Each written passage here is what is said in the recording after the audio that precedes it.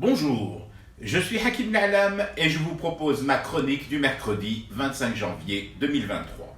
Elle s'intitule Mensonges, séquelles, traumas et guérison. Récupérer l'argent des oligarques voleurs. Beaucoup souriaient un brin moqueur devant cette promesse programmatique de Gigi. L'opération lancée, beaucoup encore avaient une lippe plutôt mauvaise au coin de la bouche, signe d'un profond scepticisme quant à l'aboutissement de ce processus titanesque. Les autres, beaucoup d'autres aussi, reprochaient aux autorités de ne pas assez communiquer sur la question.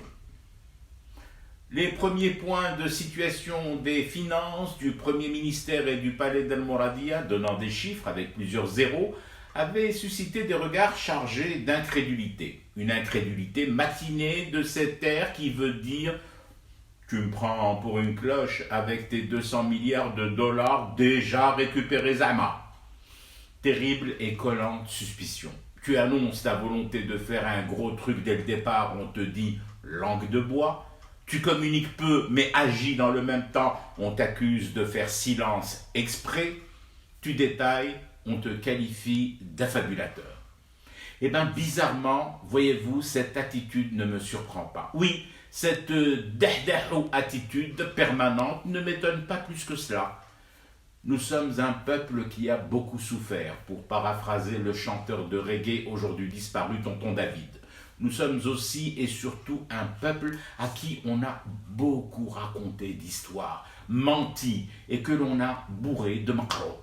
Nous sommes un peuple que les Indus occupants du palais ont longtemps considéré comme une masse juste bonne à avaler, à gober, à mastiquer sans scier ni tiquer et à digérer en silence. Alors, sortir de là demande un long régime, c'est le cas de le dire. Passer du mensonge au constat de séquelles graves et terribles provoquées par ces mensonges, puis à l'acceptation de ce trauma collectif du dire faux, et entamer enfin le processus de guérison exige déjà une patience infinie et surtout la réappropriation de la confiance populaire. J'ai la faiblesse de croire que des frémissements, certes légers, certes balbutiants, certes vagissants, pointent ici et là. J'ai aussi conscience que les têtes de la tribu des menteurs ne sont pas toutes tombées. J'ai conscience de tout cela, donc je ne m'emporte pas, je ne sombre pas dans l'extase et l'état groupi.